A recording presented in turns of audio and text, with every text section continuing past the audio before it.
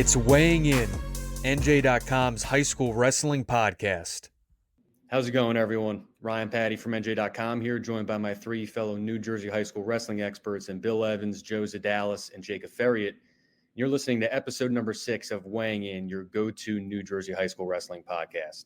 We're a day into the postseason, so when you listen to this on Wednesday, we'll be 2 days in. Today, Tuesday, is the first round and quarterfinal round for the two non-public sections, and on Monday, you had the quarterfinals and semifinals for the 20 public school sections. We're going to recap some of Monday's action. There was craziness around the state that we're looking forward to delving into. And you also had some weight class changes from Monday's action that we're going to take a glance at. And we're also going to look ahead to Wednesday's sectional finals for the public schools. And then we're going to kind of prognosticate what's going to happen the rest of the way. We're going to look at, the non-publics and what's going to happen there and which 14 teams from each of the 7 groups are going to make it to Jersey Mike's Arena on Sunday, because the next time you're going to hear from us will be just days away from District Saturday, and the team stretch of the season will be over. Now, like I said, Monday had some craziness all over the state, and up my way and Jake's way, we're both, in Bergen County. I was keeping my eye on Butler and New Milford. That went down to the wire there in the quarterfinals in North 1 Group 1. And you also had Newton give Pompton Lakes a bit of a scare on the other mat at New Milford. But New Milford ended up beating Pompton Lakes in a thriller. What a great 3 matches between those two schools there that it was. But I was at Mount Olive, where probably the biggest upset maybe of the entire year happened, in Fair Lawn defeating Group 4 champion Ridge, defending Group 4 champion Ridge, that is, 40-30. And like I said on the last episode, this wasn't the same Ridge team as last year that stunned Mount Olive there at Jersey Mike's Arena, but they were still really, really good. We had them ranked to start the season.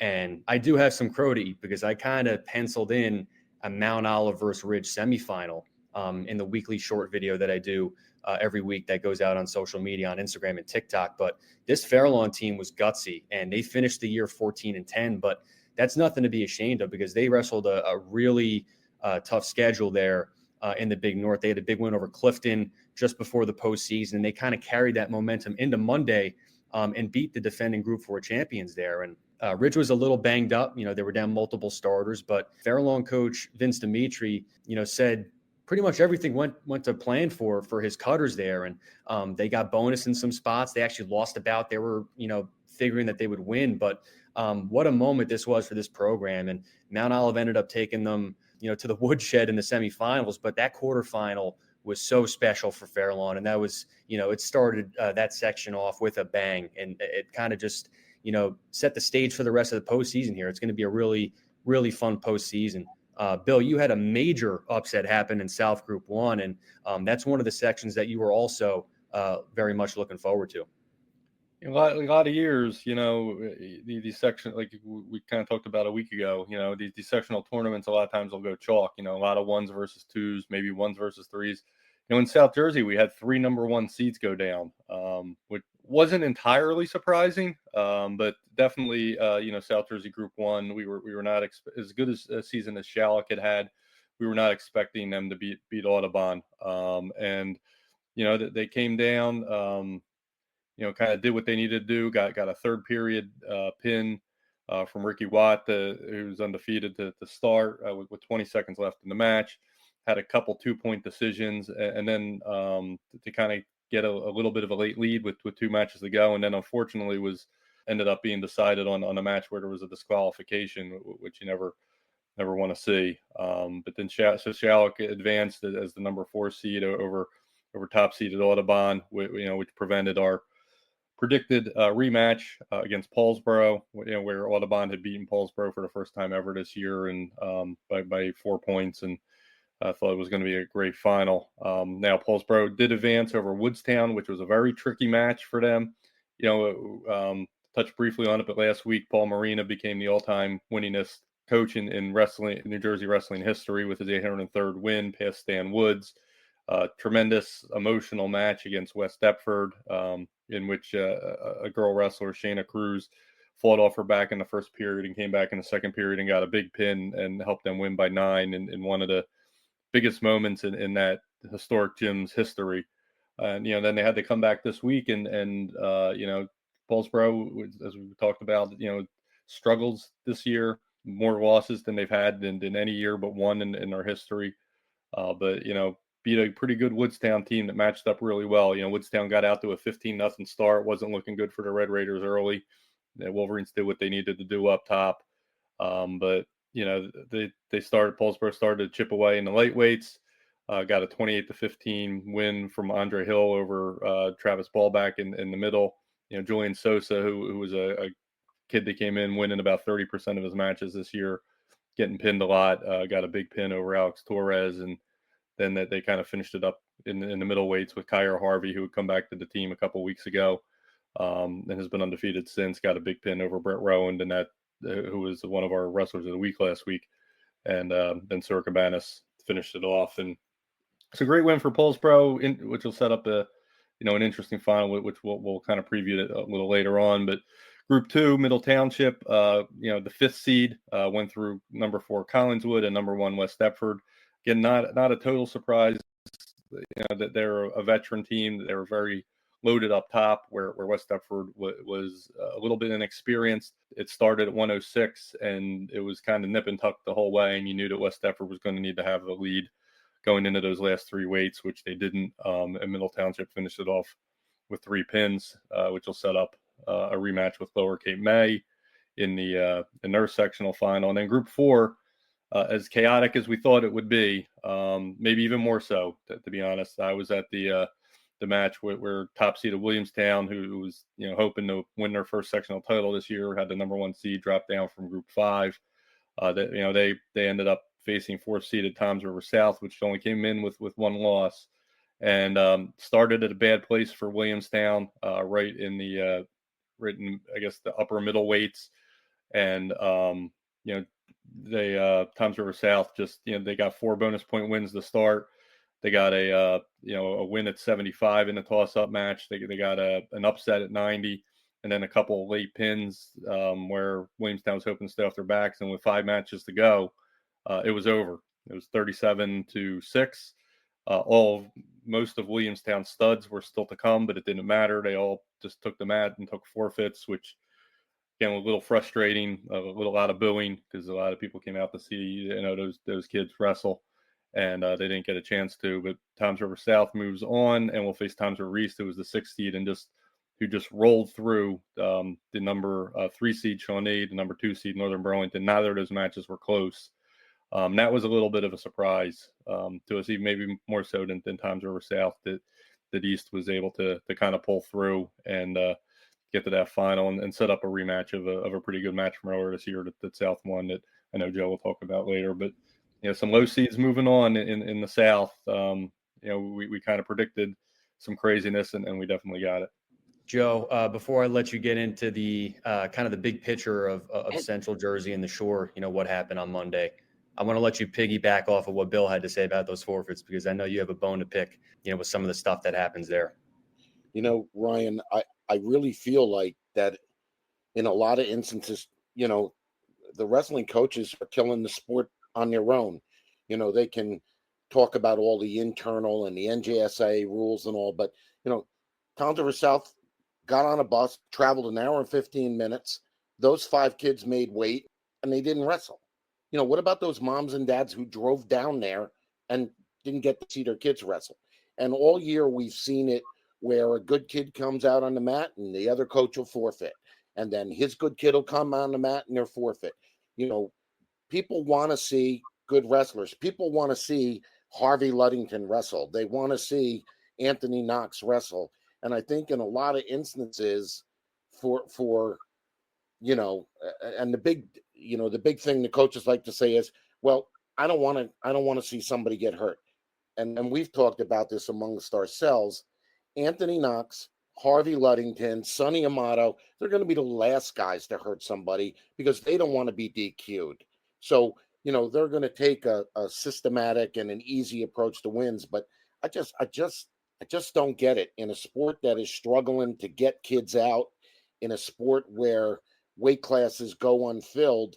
Here was a chance to wrestle, and they didn't take it. And I just think it's, bad for the sport. Why is a kid going to come out for wrestling when he's going to make weight, and then not wrestle. I mean, Bill said the crowd booed down there at Williamstown. Can you blame them? I can't. And I mean, I just worry about the sport and where it's going, and the numbers are going to keep decreasing. So, I know Jake had some thoughts on this too. So, what do you think about it, Jake? Yeah, I mean, the thing that I've said is, what if you're a senior and, you're not going to wrestle in college, and this is the last time you're ever going to wrestle on a team, and your coach decides, nah, you know what, duels in hand, I don't really care, it's not worth it, and then they forfeit. If I were a wrestler, that would certainly rub me the wrong way.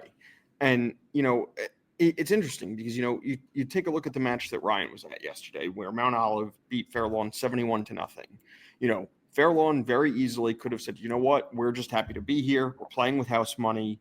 Let's not send our guys out. They didn't forfeit a single weight yesterday, and they lost 71-0.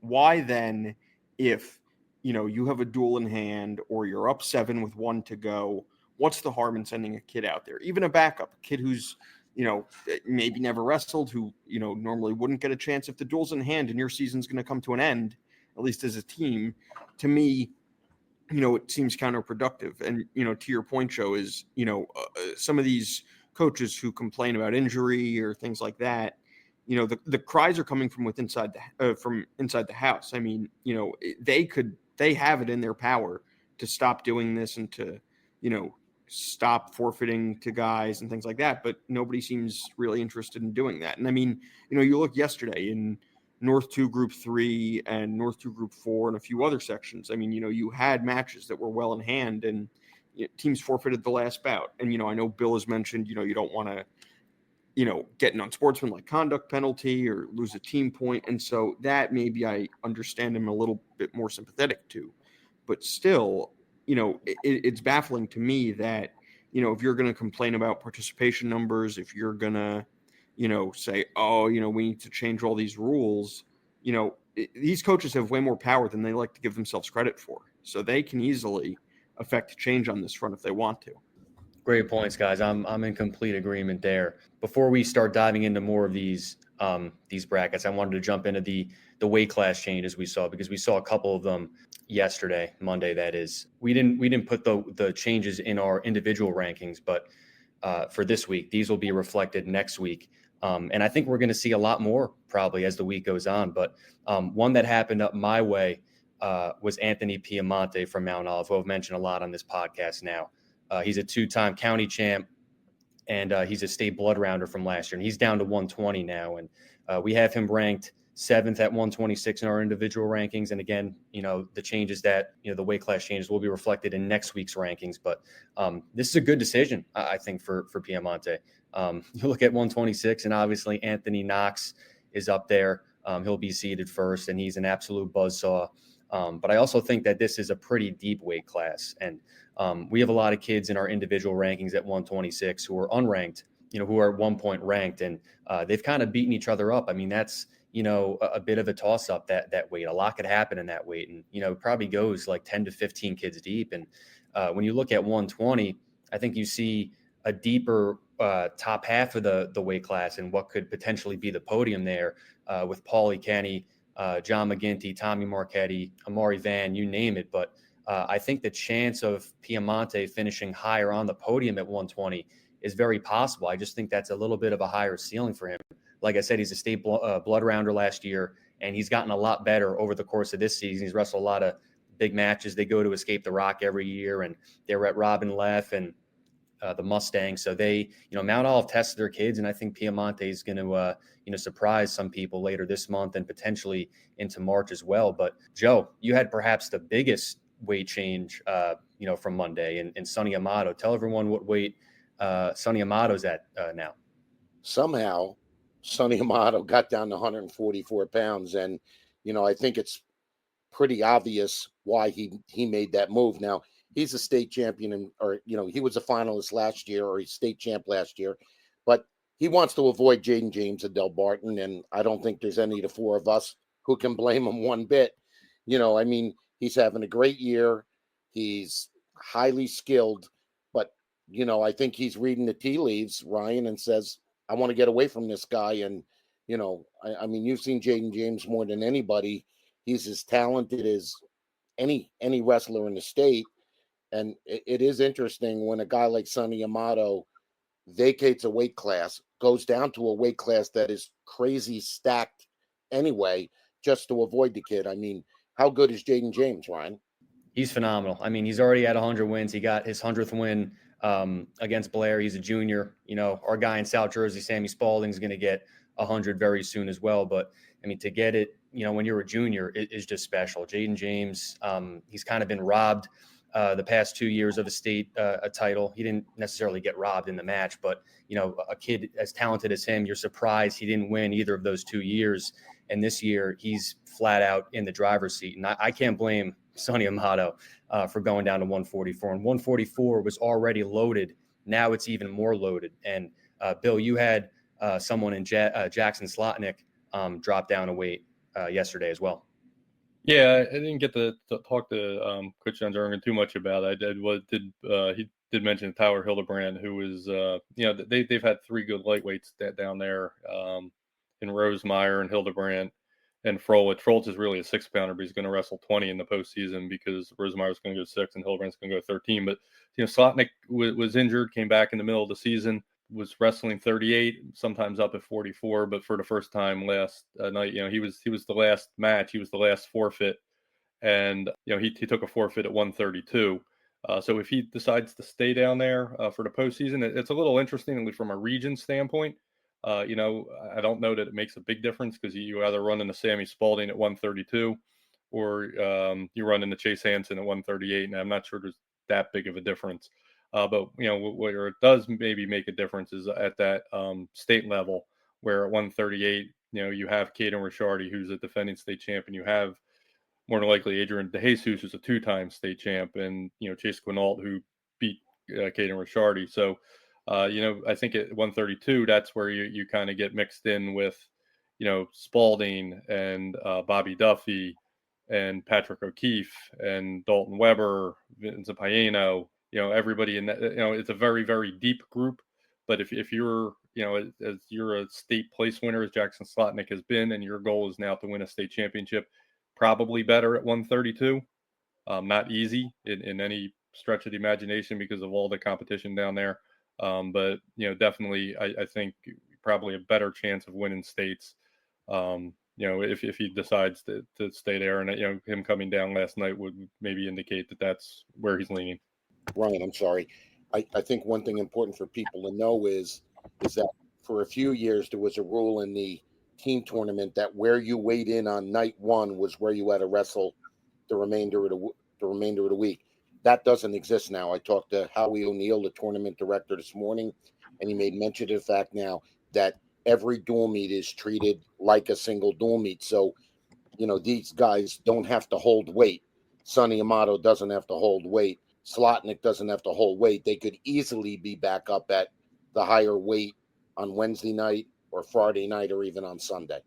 Yeah, no, that's big news. I mean, because a lot can change over the course of these next couple of days. And Jake, we've mentioned it before on the podcast. Jordan Chapman's got a decision to make. What's the latest you've heard there, and what can you possibly see happening there with what weight he's going to wrestle at? Because no matter what, it's a buzzsaw. No matter what weight you pick there at 75, 90, or even 65.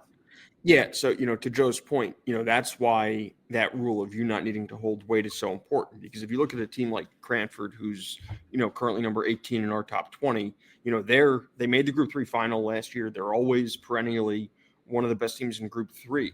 And, the refrain from Coach Pat Gorman for a lot of this year, and even, the last 4 years that Jordan's been in the lineup is, Jordan's only worth 6 points. So they need to make sure the guys around him step up. And one of the big guys that's done that this year for them is Joey Sinapura at 175. And he was undefeated up until the other night.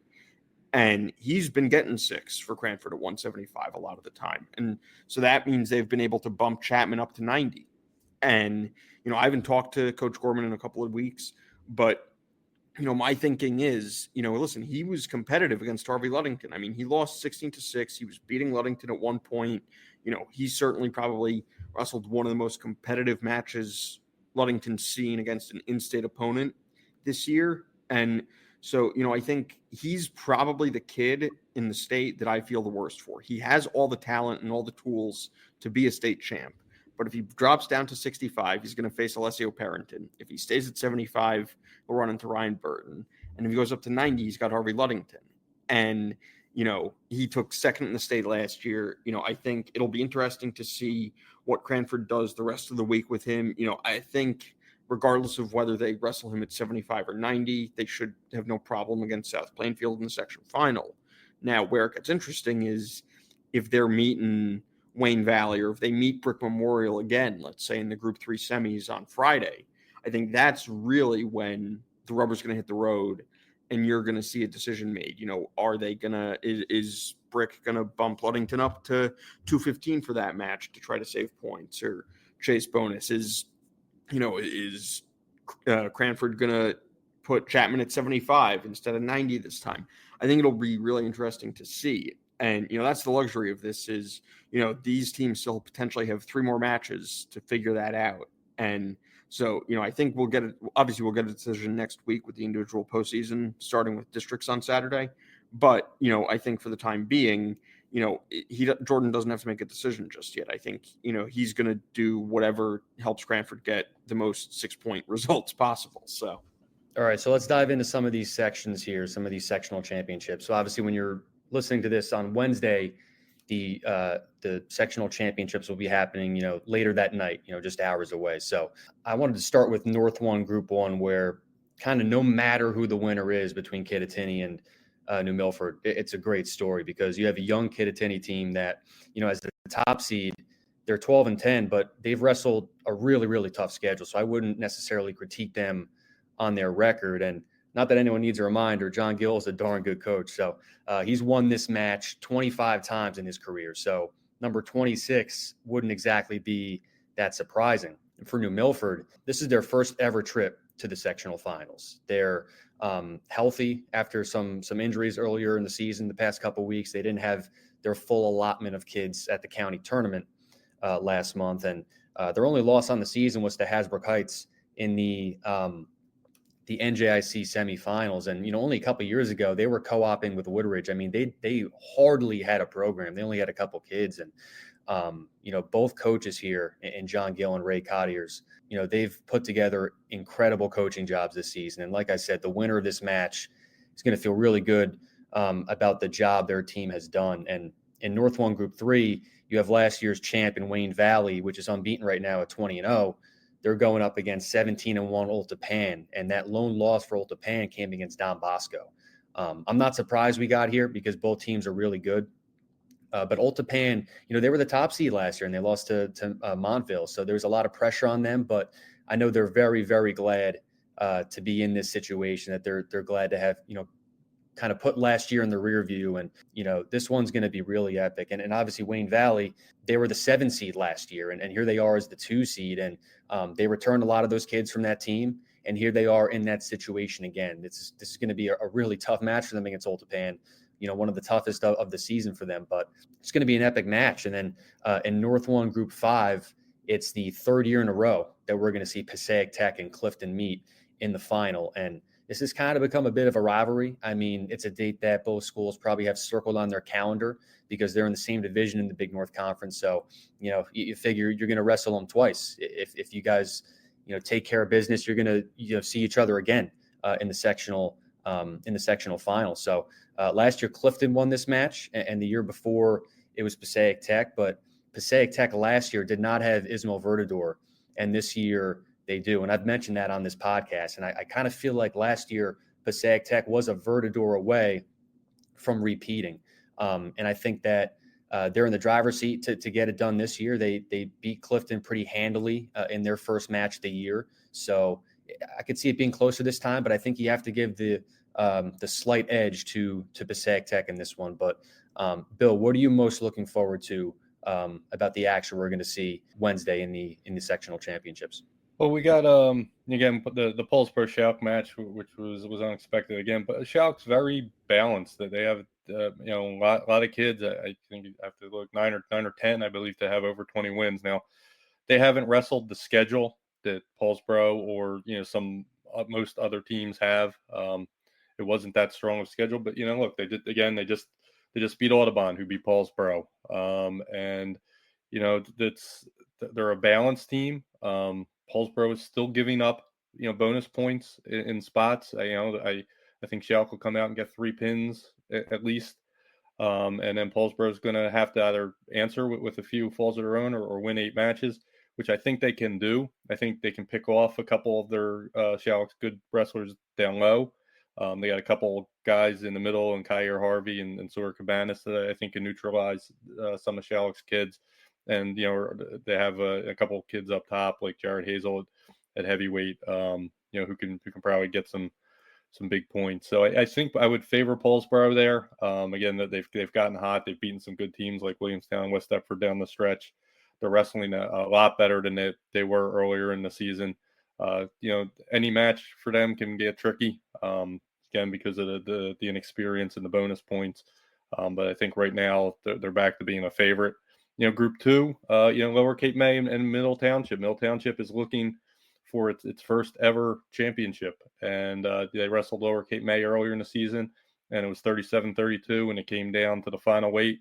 Lower Cape May had Chase Hansen, who's a 2-time state place winner, who ended up with a technical fall, and that decided the match. But going back and looking at the box score, Tyler King from Middle Township had a 13-10 win in the opening match at 150. Lower Cape May's Dennis Serra held Max Adalizzi to a decision, where maybe Middle was hoping for a little more.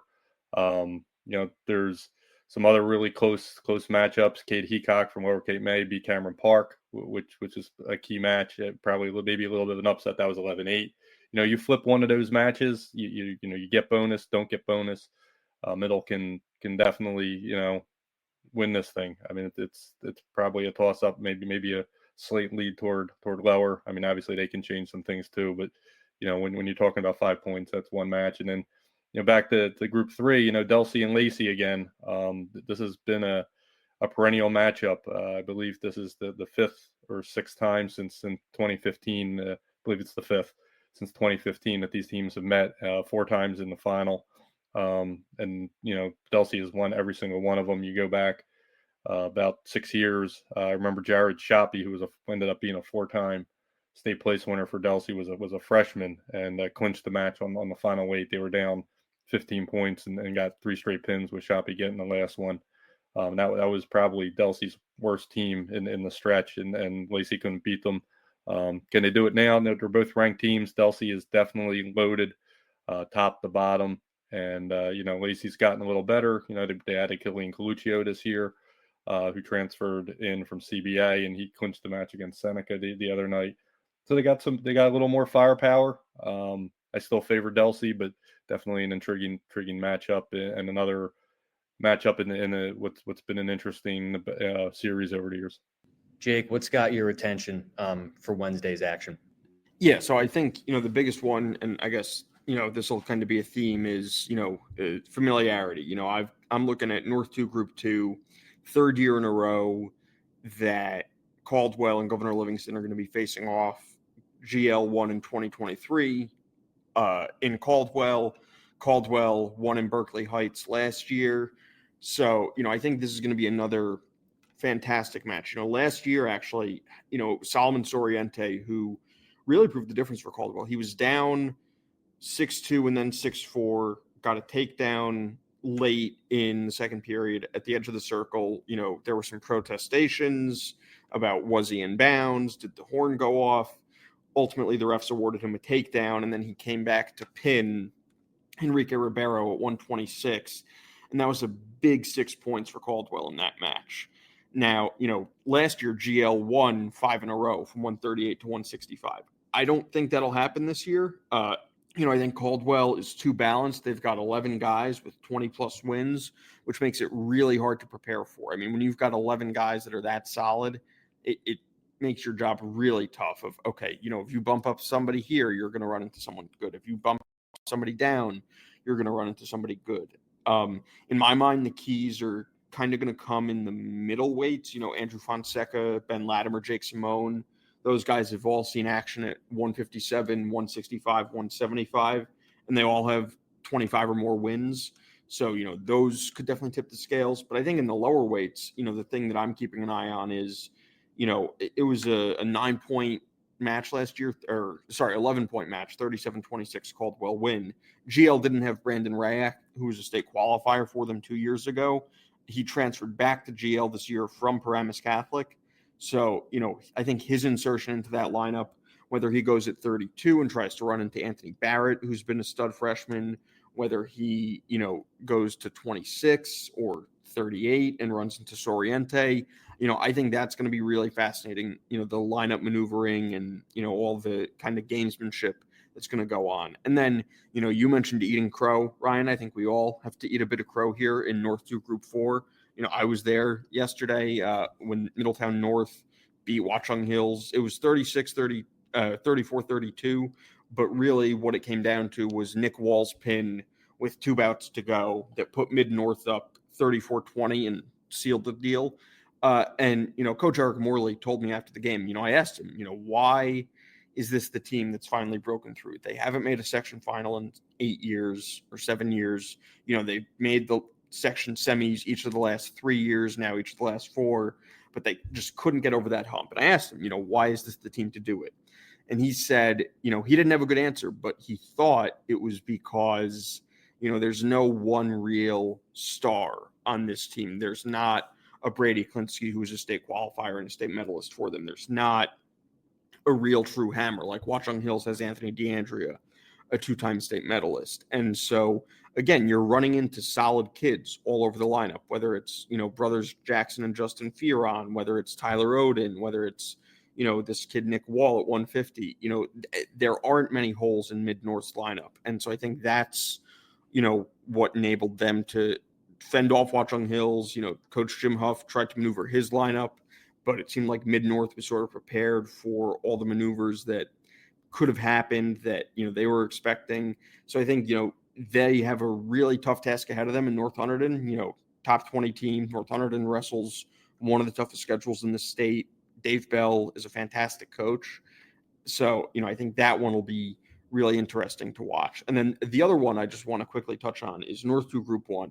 That's going to be a rematch between Hanover Park and Hasbrook Heights. Hanover Park, we've heard a lot about this year with how good they are. But Hasbrook Heights, they're not sneaking up on anybody anymore. Kurt Friend has led them to 21 seasons. Seems like each of the last few years, including this year, like Ryan said, they only have the 1 loss. They're both strong in a lot of the same weights. They both have 20 match winners at 13 and 20 and 26, 38 heavyweight. So, I think you're going to see this match either won on the margins with guys who maybe you wouldn't expect. Gabriela Conte at 106 for Hanover Park. She's one of the best lightweight wrestlers in the state. I mean, she took 3rd in the boys Morris County tournament. And, I think if she can get 6, if that match starts at 106, and, that's going to put a lot of pressure on Hasbrook Heights to get 6 at 13, 20, and 26. And, last year they only got decisions there. So, I think that'll be really interesting. And that was a match that was decided on criteria last year. Bouts 1 came down to heavyweight, which gave Hanover Park an 8-6 bout split. It's hard to predict if it's going to come down to criteria again, but there's no reason to think it shouldn't be another close one. Joe, what should we be keeping an eye on down the shore on Wednesday? Well, Ryan, it was a heck of a night for the shore. 6 teams won, and I really figured I would be talking to you about somebody in the Central Jersey section on this podcast, but instead I'm going to turn and go down to South 4, and for me it's a who'da thunk it moment. Townsend South and Townsend East both advanced. They're going to wrestle Wednesday night at Townsend South. People, today's fans may not understand or realize just how great a program Townsend South was, probably 30 years ago when John DeMarco was the head coach. Townsend South won the first shore conference tournament, ending Jackson Memorial's 76-match win streak to do it. They had 3 state champions in 1 state tournament. They had Jeff Parker, who was a 2-time MVP and 2-time state champ. Now, they've fallen on hard times lately. Ron Laycock's been there for 27 years. And, last year, they didn't have a winning record. They haven't had a winning record in a few years. But He's got an influx of young talent. They have some really good freshmen, some really good sophomores, and I know Bill saw them the other night, and more or less what he said is, they have a few really good wrestlers, but they don't have any holes. They don't have any Grand Canyons to fill. And Ron Laycock told me that himself. He goes, the big thing is last year that we were giving up 18 points because we had such big holes. They don't do that now. An interesting note about Toms River East, Warren Reed was the head coach at Toms River East for 45 years. He's still on staff as an assistant. He never won a sectional title. Steve Giannos, the rookie head coach, has come in, and here he is with an opportunity to win in his first year. And Steve Giannos comes from great bloodlines. His uncle is Tony Caravella, the Hall of Fame wrestling coach who built Brook Memorial into a power. I think that's going to be a great match, East and South. Toms River South has one of those tiny Paulsboro-like gyms. I think it's going to be full. I think there's going to be a lot of emotion, and it's really a great story. I will go back to Central Jersey sections for a minute. The thing with the Central Jersey sections is there's really a lot of chalk in that tournament. I mean, Del Val is going to win Group 1 going away. Yes, Pat Gorbatuk has worked miracles at Manville and got him back into the final, but with no offense intended, they don't really have a chance against Del Val. Del Val, so far in the Central 1 tournament, has won 26 of 28 bouts, 10 of them by forfeit. So I don't really think Manville is going to be able to give them much of a run. Rumson Fairhaven is the presumptive favorite in Group 2, the defending Group 2 champions. They have Wall. Wall's a nice story. Brian Fisher has, again, some really young wrestlers who are going to be good, but they just don't have the overall lineup balance to stay with Rumson. I think Brook Memorial is going to win in Central 3. Hopewell Valley's back in the semifinals again, or back in the finals again, but Hopewell Valley spends most of its season in the Colonial Valley Conference, which, as we know and most fans know, isn't the best there is. Hopewell Valley's losses all came when they stepped outside the CVC. Now, Central 4 is interesting. You have Long Branch and Colts Neck. Neither of them powerhouses. Long Branch, Billy George and his Green Wave started the season 1-4. They've won 10 straight. Again, not a real fancy or high-powered team, but they wrestle, they do a good job, they compete, and they get the job done. And, Colts Neck doesn't have a great record, but they've been hot lately. They've won 4 of their last 5. And I mean, their losses aren't bad. Their losses came against Seneca, Watchung, Hillsborough. That's not too bad. It's more or less they beat the teams they're supposed to beat. I think it could be a fun dual meet. I think it could be kind of close, but we'll see what happens. And then in 5, it's Monroe and Old Bridge. Old Bridge beat Monroe on opening night, 42-25. Old Bridge won 9 bouts. Monroe has wrestled more dual meets than any team in the state, 31 dual meets.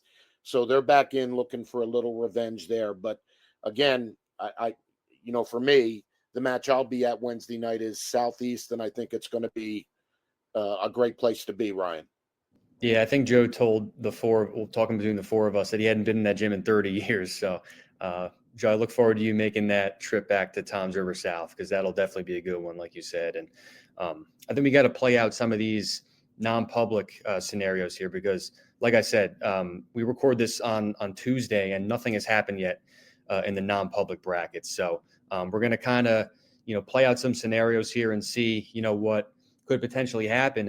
And B, I think it's got to be Camden Catholic and Pope John. This match happened earlier this year, and Camden Catholic won kind of handily, and Pope John did have their full lineup. And I'm interested to see what a Red Bank and Pope John semifinal would look like. But Pope John's looked good at full strength, and I think when we get to Rutgers, it's probably going to be Camden Catholic and Pope John. And like I said in the last episode, in A, with how St. Joe's was seeded here at 6, that puts them potentially, in a semifinal with St. Peter's. And I've had this opinion on St. Joe's all year. I think at full strength, or, what we're going to see from them at full strength, because, we're not going to get Zach Belante or Jimmy Sloan, it seems, the rest of the season. But with the healthiest they're going to be, I think they're the second best team in the state.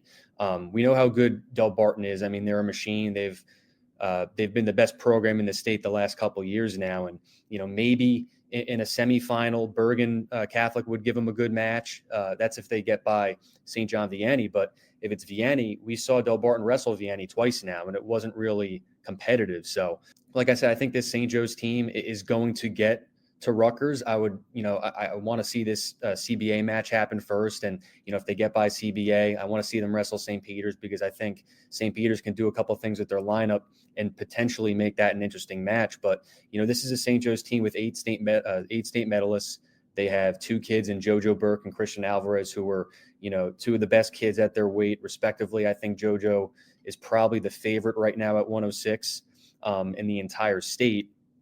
And in that match where they wrestled CBA, the Catholic duels, they wrestled without Adrian DeJesus, Anthony Harris, and Mikey Batista, who are now all healthy. And yes, CBA was without a state medalist in Brock Ozerwitz, Bobby Duffy, obviously a hammer for them. And Tyler Palumbo is very good as well in the upper weights. But, I still think I got to give the edge to St. Joe's. It could be an interesting match tonight. Joe is going to be there tonight, but, it's going to be interesting. But Joe, let's just say, obviously the match is not going to, it's going to be wrestled by the time you hear from us next. But for CBA to get through, what has to happen for CBA to get to Rutgers? Because they didn't get by St. Peter's there in the Catholic dual semifinal. So a lot has to happen for them to get to Rutgers. But what needs to happen, for it to happen?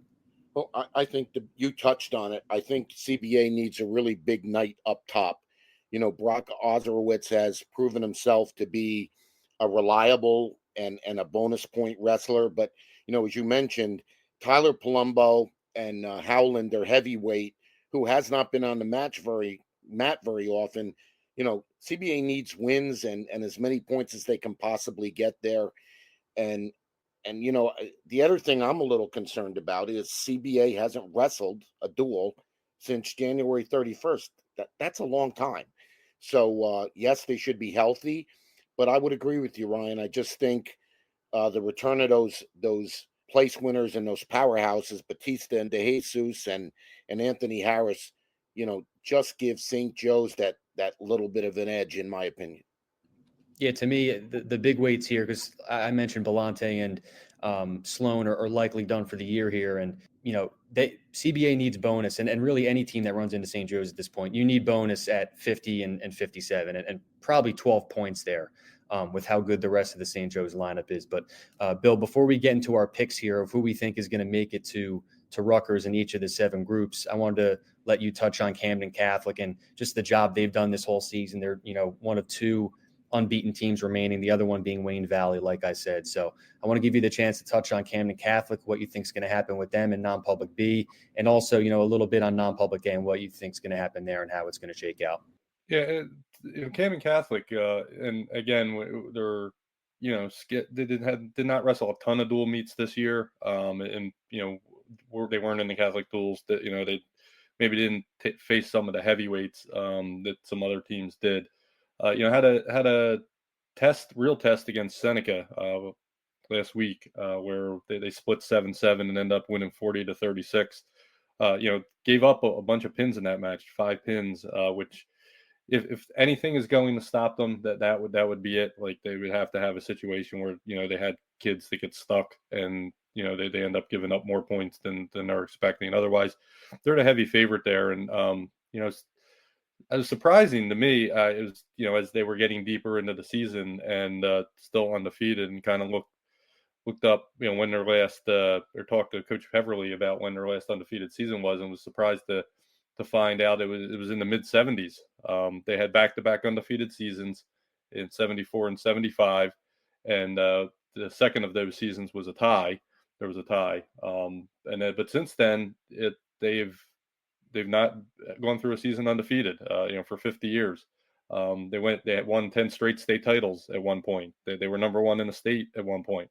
And, none of those years did they go undefeated. So, and a few years they lost multiple times. So that was a little surprising to me considering the history of Camden Catholic. That gives an indication of how special this accomplishment will be if they can finish it off. And I think a lot of us feel they should be able to finish it off, barring some big upsets. Like I said, the one of the better teams they did wrestle this year, maybe the best team they wrestled this year, was Pope John. They beat them by over 20 points the first time, so Pope John would have to turn a lot around. And on the A side, I kind of agree with you, Ryan. I mean, just looks like we could be headed, toward another Del Barton, St. Joe's final. I don't think anybody's beating Del Barton. I saw them against Vianney. Vianney's very good. Better than almost everybody in the state, but that's been a 20-point match twice. I don't see any moves that they can make to really cut into that lead. Obviously St. Peter's, it could be maybe the one team potentially they could step in and knock St. Joe's off. They would be the home team in a potential semifinal. So looking forward to it, but I'm looking at Camden Catholic, Pope John, and St. Joe's and Del Barton, like most of us are. Yeah, you mentioned St. Peter's. They actually wrestled Blair very tough on Saturday. They just gave up a lot of points, bonus points, that is, in the lower weights, and that kind of did them in. But holding them to a single-digit match there, I think it was 40-31. They did a good job, and they're coming into the postseason with some momentum. So if we do get a St. Peter's St. Joe's semifinal, I'm very interested to see what could happen there. But Del Barton beat St. Peter's by a lot in the Catholic Duels finals for the second year in a row. So that just kind of shows you the gap right now with Del Barton and everyone else. But let's kind of rapid fire through our picks here for which teams that we think are gonna make it to Rutgers, because like I said, the next time you hear from us, it's going to be just a couple days before District Saturday. So like I said, rapid fire. I like Del Val and Hanover Park to meet up in Group 1. I think both teams are, as good as Paulsboro's wrestling right now. I think both of those teams have kind of held steady throughout the year, and they're wrestling both phenomenally. And Group 2, Rumson, has been an absolute juggernaut. I think that them and Caldwell could potentially meet up. And, I look at Group 3 and I see Delsey and Cranford kind of doing the same thing. They would meet up for the second year in a row. And in Group 4, I've seen Mount Olive now 3 times this year. I'm very impressed with them. I was talking to a couple of coaches at that, the 2 matches the other night. And I was like, what, Mount Olive's kind of built like a non-public right now. I mean, they are just really, really good. And I love the way North Hunterdon's wrestling as well. Dave Bell's got them in great shape. Those are 2 of the best coached teams in the entire state. So I think that they could potentially meet up in Group 4. And then in Group 5, I think even with how banged up Southern is, I'd like to think that they're going to make it to Rutgers. And then you could see a Passaic Tech match up with them, or a Bridgewater. Right now, Passaic Tech, they're very battle tested. They're 22-10. They've wrestled a really tough schedule. I think they can make it there. And like I said earlier in the episode, it's got to be Camden Catholic and Pope John. And I think in non-public A, it's going to end up being Del Barton and St. Joe's with the way they're seeded.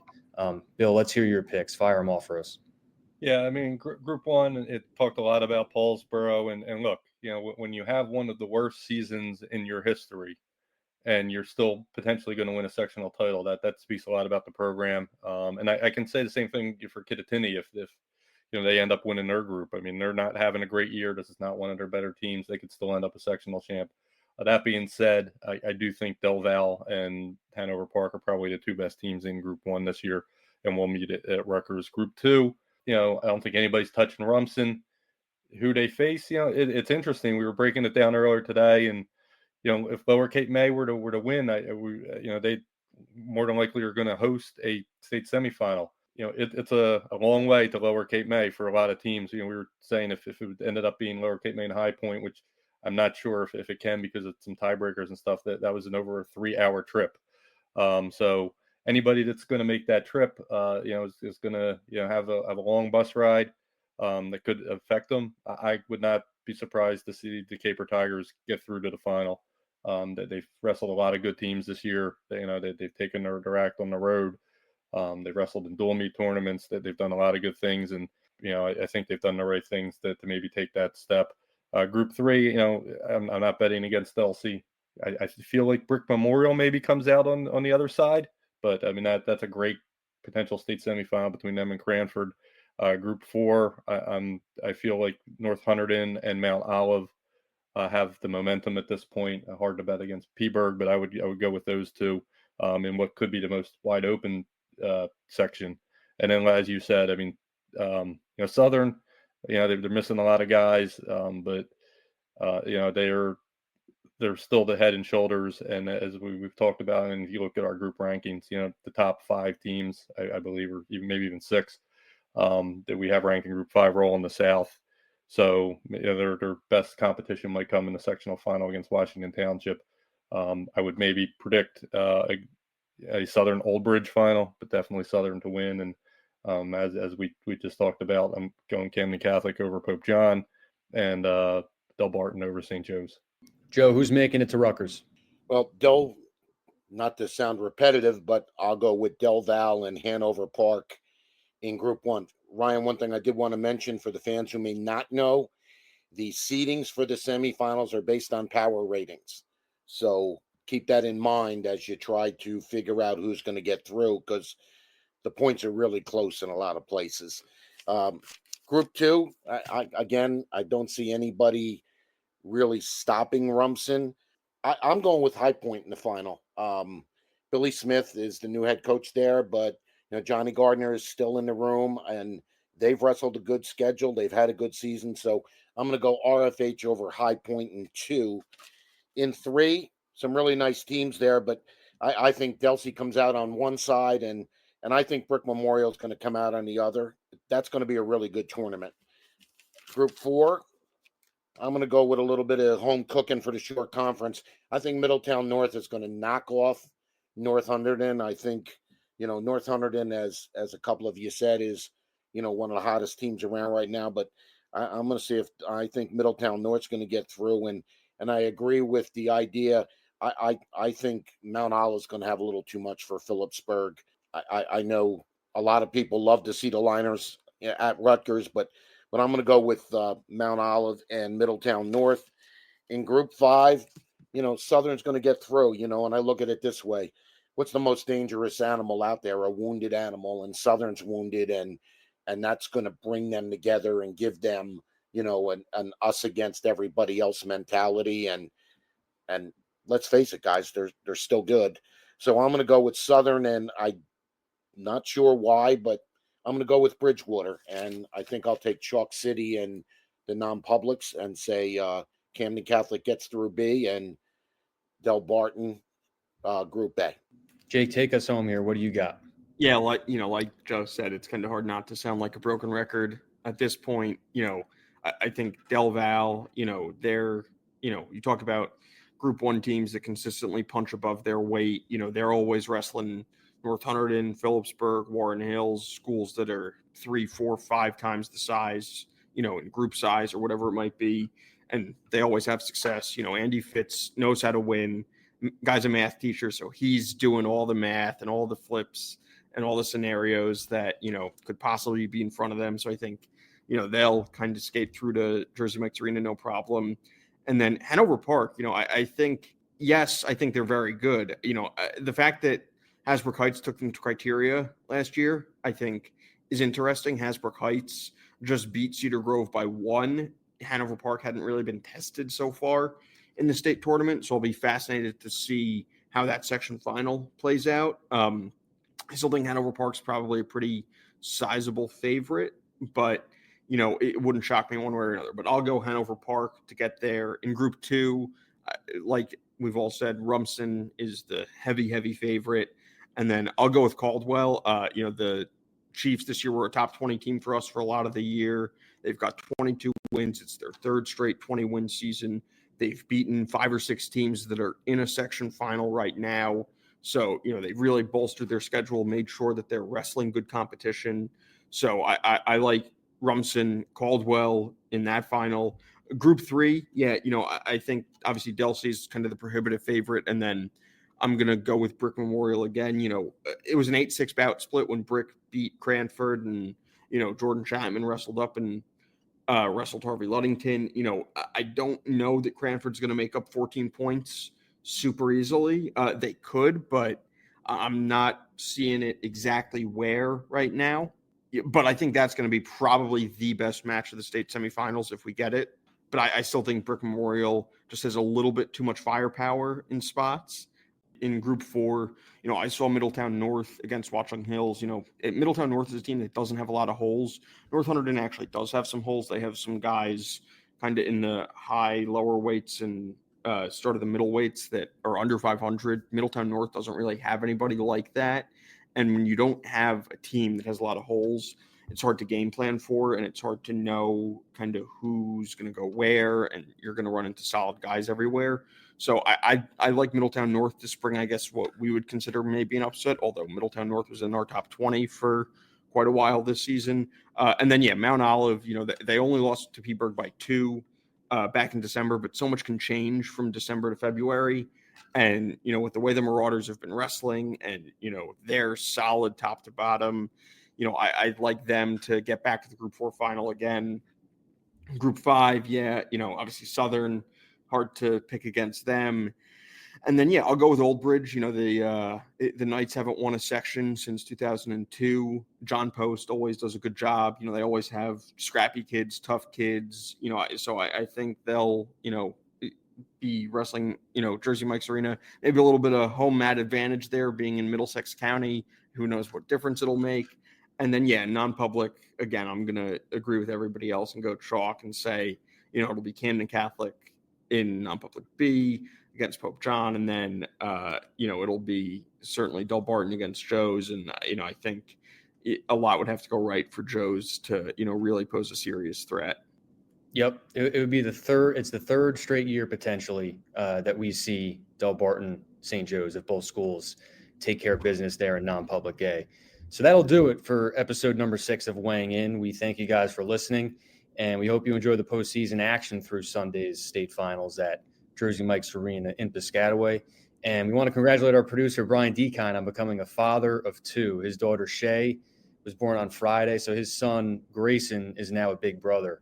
If you believe you're a big fan of Weighing In, Brian definitely is, because he's still making the time for us each week to make sure our production goes as smooth as possible. And when you hear from us again on episode 7, we'll be recapping the state finals and previewing District Saturday, the start of the home stretch of the season. Take care, everyone.